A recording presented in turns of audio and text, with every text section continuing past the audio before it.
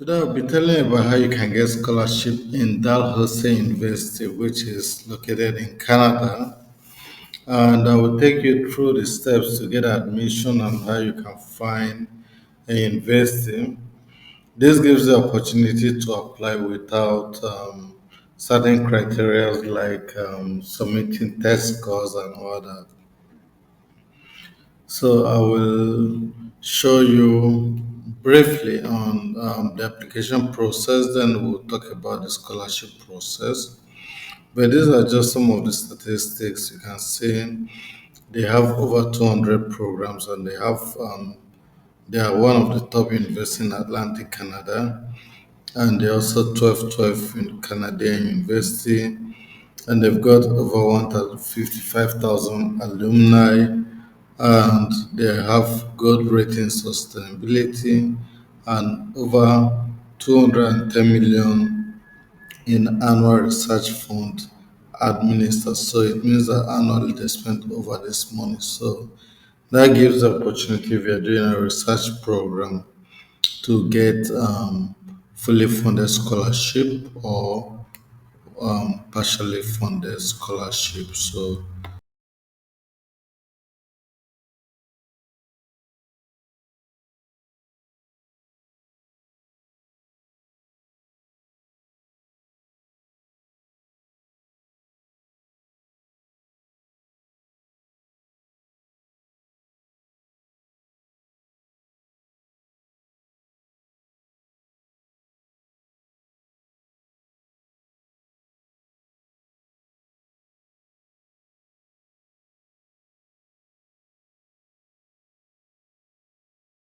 if you click study, you will see explore program. So you can hit up this button to check out the programs which they offer.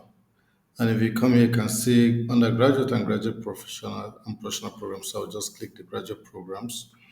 And you're gonna see list of other programs. But because there are many of them, you may decide to filter it, or you may choose the area of interest or even the type of program you want. So let's say engineering and computing. Let's look at this. Let's say PhD program. Now for location, we're just gonna leave it. This is the main campus, and they have some other branches. So with this filter, it's enough. You can see all engineering program which have been done under PhD. So you can see biological engineering, biomedical engineering, chemical engineering. All of these programs are done in PhD. Let's say you have interest in material science, or let's say mechanical engineering. Since I'm a mechanical engineer, I always like checking them out to see what is happening out there. So you hit it up and see um, type of program: PhD facility, faculties, engineering, graduate studies, unit, Department of Mechanical Engineering, location is Halifax, and thesis-based program. And this is where you can actually apply if you're ready to apply. And here you can explore the graduate studies to get more information on it. And you see why choose this program, careers. Possible career include aerospace engineer, robotics engineer, energy system engineer, material scientist, and admission requirement. You have to keep your eyes down on admission requirement. By the way, this varies from program to program.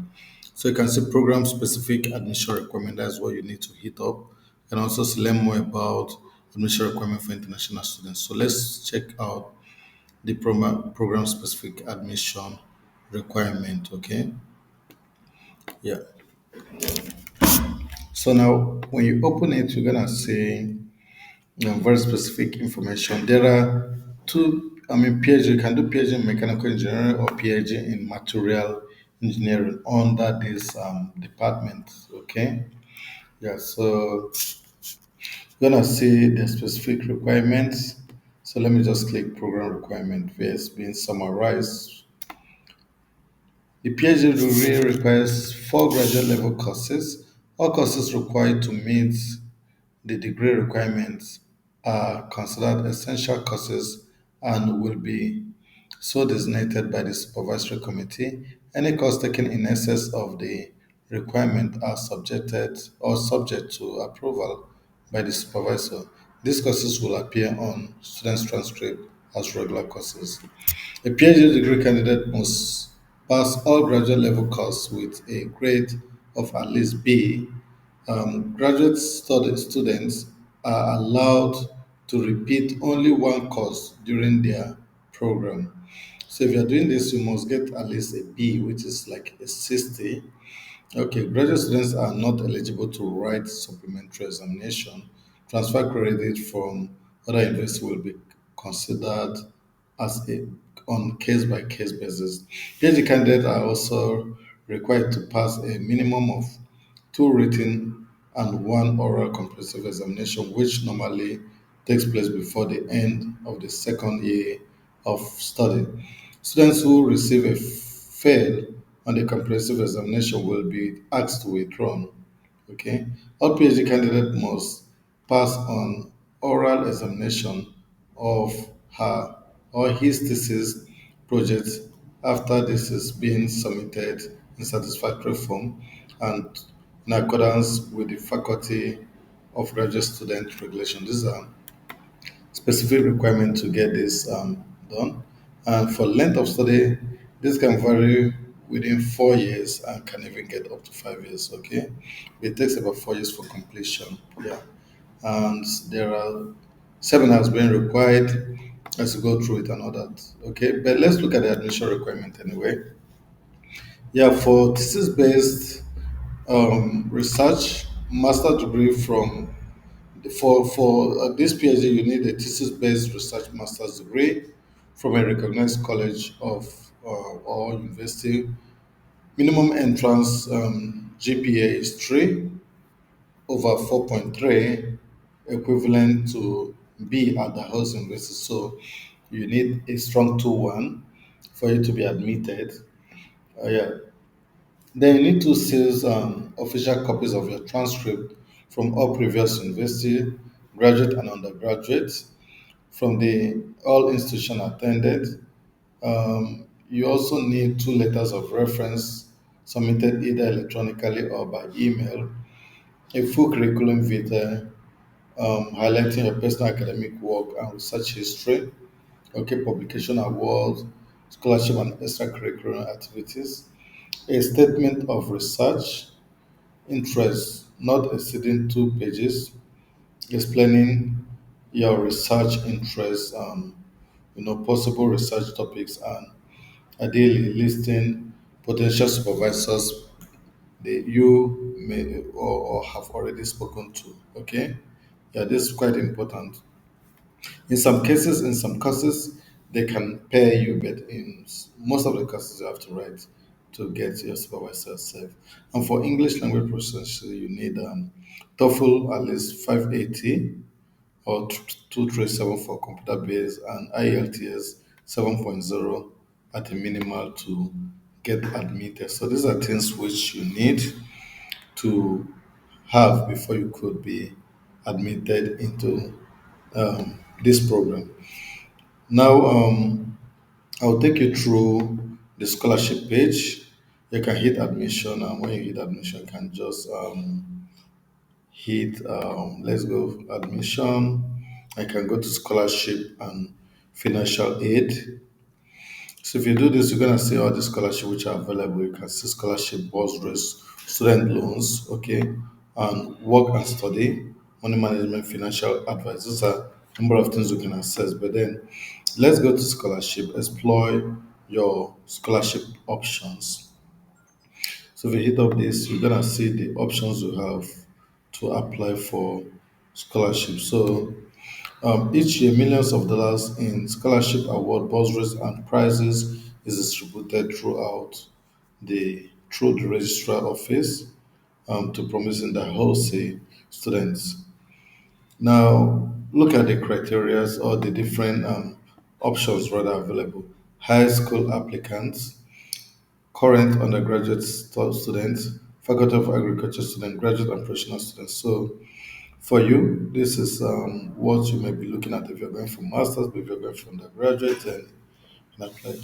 So I'll hit it up, and it will bring us to this page where you can see the funding opportunities. You can also see the graduate students, funding opportunity for graduate students.